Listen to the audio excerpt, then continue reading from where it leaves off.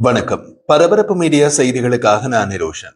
12 நாள் Iran Israel போர் பல சிறப்பம்சங்களை கொண்டிருந்தது. உதாரணமாக, தாக்குதல் முதல் இரவு இஸ்ரேலிய உளவுத்துறை மொசாட்டின் ரகசிய முகவர்கள் ஈரானிய எல்லைக்குள் ஆழமாக ஊடுருவி செய்யப்பட்டு அதன் வான் பாதுகாப்பு அமைப்புகளை நாசப்படுத்தினார்கள். அத்துடன் ஈரானின் உயர்மட்ட அணு விஞ்ஞானிகள் மற்றும் அதி உயர் ராணுவ தளபதிகள் அளிக்க இஸ்ரேலிய விமான தாக்குதல்களை நடத்துவதற்கு இஸ்ரேலிய உளவுத்துறை மொசாட்டின் ரகசிய முகவர்கள் ஈரானுக்குள் சில ரகசிய நடவடிக்கையில் ஈடுபட்டனர். இஸ்ரேலில் இருப்பது போல உலகின் மிகவும் மேம்பட்ட வான் பாதுகாப்பு ஏவுகணை இடைமறைப்பு தளங்கள் சில இருந்த போதிலும் இஸ்ரேலின் பல அடுக்கு வான் பாதுகாப்பு அமைப்புகளை மீண்டும் மீண்டும் தாக்க முயன்ற ஈரானிய பாலிஸ்டிக் ஏவுகணை திறன்களால் ஈரானியர்கள் எதிர்பார்த்த சேதத்தை ஏற்படுத்த முடியவில்லை. இருப்பினும் 12 நாள் போரில் ஒரு மறக்க முடியாத நட்சத்திரம் இருந்தால் அது அமெரிக்காவின் B2 ஸ்பிரிட் குண்டுவீச்சு விமானங்கள். B2 ஸ்பிரிட் குண்டுவீச்சு விமானங்கள் இந்த போரின் நிகழ்ச்சி தொகுப்பாளர்களாக இருந்தன. அவை போரில் தாமதமாக நுழைந்தன. சரியாக சொல்வதென்றால் 10வது நாளில் போரில் இணைந்தன. ஈரானிய இலக்குகள் மீது அந்த தாக்குதல்களுக்கு 7 B2 ஸ்பிரிட் குண்டுவீச்சு விமானங்கள் 36 மணி நேரம் இடைவிடாமல் பறந்தன.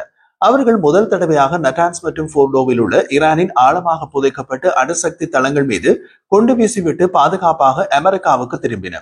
B2 விமானங்கள் குண்டுவீச்சு தாக்குதல் நடத்திய 48 மணி நேரத்துக்குள் போர் முடிவுக்கு வந்தது.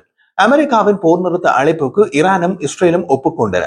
ஈரானிய ஒப்புதலுக்கு காரணம் அது போன்ற B2 விமானங்களின் குண்டுவீச்சு தாக்குதல்கள் அடுத்தடுத்த தினங்களில் தொடரலாம் என்று அமெரிக்க எச்சரிக்கையாக இருக்கலாம். போர் நிறுத்த ஒப்பந்தத்திற்கு பின்னரும் ஈரானிய போரில் B2 குண்டுவீச்சு விமானங்களின் பங்களிப்பு பற்றி பல நாட்கள் விவாதிக்கப்பட்டன. B2 குண்டுவீச்சு விமானங்களின் அசாதாரண தோற்றத்திற்காக வானில் பேய்கள் என்று அழைக்கப்பட்ட இந்த தந்திரோபாய குண்டுவீச்சு விமானங்கள் இந்த போரின் மற்ற எல்லா அம்சங்களையும் மறைத்து அவையே முதலிடத்தை பிடித்தன. ஈரான் இஸ்ரேல் போரின் மீதான ஆய்வுகளில் இப்போதுதான் போரில் பங்கேற்று விதிவிலக்காக சிறப்பாக செயற்பட்ட ஆனால் கனரக குண்டுவீச்சு விமானங்களால் பின்தள்ளப்பட்ட பிற போர் விமானங்களை பற்றி பேச ஆய்வாளர்கள் முன்வருகின்றார்கள். ஈரானில் நடந்த தாக்குதல்களின் பின் ஒரு விமான ரகத்தின் பெருமை பற்றி பெரிதாக பேசப்படாத விமான ரகம் எது தெரியுமா? உலகின் மிகவும் அதிக விலையில் ஜனரஞ்சமாக உற்பத்தி செய்யப்பட்ட மற்றும் மிகவும் வெற்றிகரமான 5ஆம் தலைமுறை விமானமான லொக்கீட் மார்டின் F-35. கடந்த காலத்தில் நடந்த பலரக விமானங்களின் கூட்டு தாக்குதல்களில் லொக்கீட் மார்டின் F-35 விமானம் 10-11 பின்னணியில் கோரஸ் பாட வைக்கப்பட்டோ அல்லது வேறு எந்த விமானத்தாலும் மறைக்கப்படவோ பழக்கம் இல்லை. இருப்பினும் ஈரான் இஸ்ரேல் போரில் அதுதான் துல்லியமாக நடந்தது. F-35 விமானங்களின் செயற்பாடு பற்றி எந்த ஊடகமும் சிலாகித்து பேசவில்லை. இஸ்ரேலிய F-35I அடிர்ஸ் ஈரானிய ராணுவ தளங்களை தொடர்ந்து குண்டு வீச்சு தாக்கியது. F-35I என்பது லொக்கீட் மார்டின் நிறுவனம் இஸ்ரேலுக்காக பிரத்யேகமாக தயாரித்து கொடுத்த F-35 விமானத்தின் ஒரு தனி ரகம். ஈரானின் வான்வெளியில் F-35I அடிர்ஸ் 5வது தலைமுறை விமானங்கள் ஏராளமான ஆபத்தான பணிகளை மேற்கொண்டன மற்றும் எந்த உயிரிழப்புகளும் இல்லாமல் முடிவுகளை வழங்கின. B2 குண்டுவீச்சு தாக்குதல்களின் போது கூட F-35 விமானங்கள் அமெரிக்க விமானப்படை F-22 ராப்டர் 5வது தலைமுறை விமானங்களுடன் சேர்ந்து அந்த தாக்குதலை வழிநடத்தின. அந்த இரு விமான ரகங்களும் B2 குண்டுவீச்சு விமானங்களை விட முன்னேறி B2 குண்டுவீச்சு விமானங்கள் பாதுகாப்பாகவும் திறம்படவும் செயல்பட வழிவகை செய்ய வான் மேன்மை மற்றும் பாதுகாப்பு பணிகளை செய்தன. ஆனாலும் கூட யாரும் உண்மையில் அமெரிக்க 5வது தலைமுறை விமானங்களின் பங்கு பற்றி பேசவில்லை. இருப்பினும் இப்போது லொக்கீட் மார்டினின் தலைமை நிர்வாக அதிகாரி F-35 கதையை மாற்றவும் அதன் நியாயமான பாராட்டுக்குரிய பங்கை கூறவும் முடிவு செய்துள்ளார். அவரை பொறுத்தவரை அதுதான் அது நியாயமான பாராட்டு. 2வது காலாண்டு வருவாய் அழைப்பில் பேசிய லொக்கீட் மார்டின் தலைமை நிர்வாக அதிகாரி ஜிம் டெக்லார்ட் ஜூன் 22ஆம் தேதி காலை ஈரானின் அணுசக்தி தளங்களில் குண்டுவீச்சு தாக்குதலின் போது F-35 விமானங்கள் B2 ஸ்பிரிட் குண்டுவீச்சு விமானங்களை வழிநடத்தியதாக கூறினார். F-35ஐ பாராட்டிய டெக்லெட் ஆபரேஷன் மிட்நைட் ஹேமரில் F-35 விமானத்தின் செயல்திறனை சுட்டி காட்டினார். அமெரிக்கா ஈரான் மீது நடத்திய தாக்குதலை F-35 மற்றும் F-22 விமானங்கள் தான் வழிநடத்தியதாக டெக்லெட் தெரிவித்தார். மேலும் இந்த போர் விமானங்கள் ஈரானின் கடினப்படுத்தப்பட்ட அணுசக்தி தளங்களை அடைய குண்டுவீச்சு விமானங்களுக்கு தேவையான வான் ஆதிக்கத்தையும் பாதுகாப்பையும் வழங்கின என்றும் கூறினார். அது பற்றி கூறிய அவர், எங்கள் விமானங்கள் மிகவும் பாதுகாக்கப்பட்ட மற்றும் போட்டி நிறைந்த வான்வெளியில் அடிப்படையில் ஈரானின் எந்த ரேடாராலும் கண்டறியப்படாமல் செயல்பட்டன. இது மேம்பட்ட ஸ்டெல்த் தொழில்நுட்பம், உயர்ந்த மின்னணு போர் மற்றும் பிராட்பேண்ட் தகவல் தொடர்பு திறன் ஆகியவற்றின் மதிப்பை அடிக்கோடிட்டு காட்டுகிறது என்று அவர் தெரிவித்தார். சமீபகால மத்திய கிழக்கு மோதல்களின் போது வானில் இருந்து தரைக்கு தாக்குதல்களை நடத்த ஏராளமான பிற விமானங்களின் குழுவில் F-35 விதிவிலக்கான திறமையை வெளிப்படுத்தியுள்ளது என்று டெக்லெட் மேலும் கூறினார்.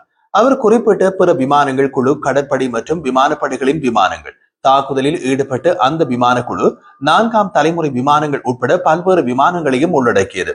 டெக்லெட் ஆபரேஷன் மிட்நைட் ஹேமரில் F-35 விமானத்தின் முக்கிய பங்கை தெளிவாக முன்னிலைப்படுத்த முயற்சிக்கிறார். இது இதுவரை நடந்திராத ஒரு நிகழ்வு. ஈரான் இஸ்ரேல் போரில் இஸ்ரேலின் F-35I விமானங்கள் நீடிக்கப்பட்ட தூர எரிபொருள் அமைப்புகள் மற்றும் உள்நாட்டில் உருவாக்கப்பட்ட மின்னணு போர் அமைப்புகளுடன் புறப்பட்டு ஆபரேஷன் எழும் சிங்கம் என்ற பெயரில் ஈரானுக்குள் ஆழமான ஊடுருவல் தாக்குதல்களை நடத்தின. இந்த தாக்குதல்கள் ஈரானின் அணுசக்தி நிலையங்கள், ஏவுகணை தளங்கள் மற்றும் வான் பாதுகாப்புகளை குறிவைத்தன. F-35 விமானங்களின் ஸ்டெல்த் தொழில்நுட்பம் இந்த பணிகளுக்கு முக்கியமானதாக நிரூபிக்கப்பட்டது. ஈரான் எந்த ஒரு விமானத்தை நோக்கியும் விமான எதிர்ப்பு ஏவுகணைகளை ஏவவில்லை. F-35 விமானங்கள் ஈரானிய எல்லைக்குள் ஈரானிய வான் பகுதியில் ஆழமாக மற்றும் சுதந்திரமாக பறந்தன. எந்த ஒரு சிறிய எதிர்ப்பையும் எதிர்கொள்ளவில்லை. மேலும் ஒரு பதிவு செய்யப்பட்ட இழப்பு கூட இல்லாமல் திரும்பியது என்று இஸ்ரேலிய அதிகாரிகள் தங்கள் ஊடக சந்திப்பில் கூறியிருந்தனர். ஈரானுக்கு ரஷ்யா வழங்கிய வான் பாதுகாப்பு அமைப்புகள் போன்ற ரேடார் உமிழும் அச்சுறுத்தல்களை கண்டறிந்து புவி இருப்பிடம் மற்றும் செயலிழக்க வைக்கும் F-35I விமானத்திறன் ஈரானின் கட்டளை மற்றும் கட்டுப்பாட்டு நெட்வொர்க்குகளை அகற்ற இஸ்ரேலுக்கு உதவியது. அடுத்தடுத்த தாக்குதல்களுக்கு ஈரானிய வான் பாதுகாப்புகளை குருடாக்கியது. இந்த நடவடிக்கையில் இஸ்ரேலின் F-35 விமானங்கள் ஈரானின் வான் பாதுகாப்புகளை தகர்த்து பின்னர் பிற முக்கிய இலக்குகளை தாக்கின.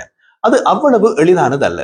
இன்றைய ஆளற்ற விமானங்களால் அதை சாதித்திருக்க முடியாது என்று அமெரிக்க விமானப்படை தலைமையகத்தில் உளவுத்துறை கண்காணிப்பு மற்றும் உளவுத்துறைக்கான துணைத் தலைவராக பணியாற்றிய ஓய்வு பெற்ற லெப்டினன்ட் ஜெனரல் டேவிட் டெப்டுலா தெரிவித்தார்.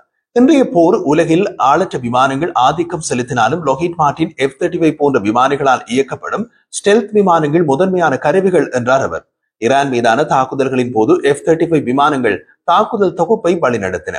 எதிரி துருப்புகள் மற்றும் தரையிலிருந்து வானுக்கு ஏவப்படும் சாம் ஏவுகணை அமைப்புகளை துடைத்தெறிந்தன. AGM-158 ஸ்டெல்த் குரூஸ் ஏவுகணைகள் மற்றும் AGM-88E எதிர்ப்பு கதிர்வீச்சு ஏவுகணைகளுடன் பொருத்தப்பட்ட F-35 விமானங்கள் ஈரானிய வான் பாதுகாப்புகளை அடக்கின. அதன் பின்னரே அமெரிக்க விமானப்படையின் B-2 விமானங்கள் 14 GBU-57 பங்கபஸ்டர் குண்டுகளை ஈரானியர்கள் கண்டறியாமல் வீச முடியும் என்பதை உறுதி செய்தனர். முன்னதாக ஆபரேஷன் மிட்நைட் ஹேமரில் F-35 பங்கேற்றதை உறுதிப்படுத்தியது வேறு யாருமல்ல, அமெரிக்க ஜனாதிபதி டொனால்ட் ட்ரம்ப் தான். நெதர்லாந்தில் நடந்த நேட்டோ உச்சி மாநாட்டில் ஜனாதிபதி ட்ரம்ப் செய்தியாளர்களிடம் கூறிய போது, ஈரானில் தாக்குதல் நடத்த நேரத்தில் நிலவு இல்லை, வெளிச்சமில்லை, அது கும்மிரட்டாக இருந்தது. ஆனால் ஷாட்கள் சரியாக அடிக்கப்பட்டன. அந்த நம்ப முடியாத B-2 விமானங்களின் விமானிகள் சுமார் 36 மணி நேரம் 2 வழிகளில் நீண்ட தூரம் பறந்தனர். அந்த தாக்குதலின் போது எங்களிடம் F-22 விமானங்கள் இருந்தன, எங்களிடம் F-35 விமானங்கள் இருந்தன, மேலும் எங்களிடம் மற்ற விமானங்களும் இருந்தன. மேலும் மொத்தம் 52 டேங்கர்கள் இருந்தன என்று நினைக்கின்றேன். அதாவது பெரிய டேங்கர்கள். ஏனென்றால் நாங்கள் அனுப்பிய அனைத்து வெவ்வேறு விமானங்களுக்கும் எரிபொருள் நிரப்புதல் அதிகமாக இருந்தது. நம்ப முடியாத செயற்பாடு அது என்று ட்ரம்ப் கூறினார். அமெரிக்காவுக்கும் அதன் நட்பு நாடுகளுக்கும் F-35 முக்கியத்துவத்தை அடிக்கோடிட்டு காட்டிய லோகிட் மார்டின் தலைமை நிர்வாக அதிகாரி டெக்லெட் F-35 சுதந்திர உலகில் இன்னமும் உற்பத்தியில் உள்ள ஒரே 5வது தலைமுறை ஸ்டெல்த் விமானமாக உள்ளது என்று கூறினார். சுவாரஸ்யமாக லோகிட் நிறுவனம் அடுத்த தலைமுறை போயிங்கின் F-47 விமானத்திற்கு பாலமாக 5.5வது தலைமுறை F-35 ஃபெராரி ஸ்டெல்த் விமானத்தை அமெரிக்க விமானப்படை USAF-க்கு அனுப்புகிறது.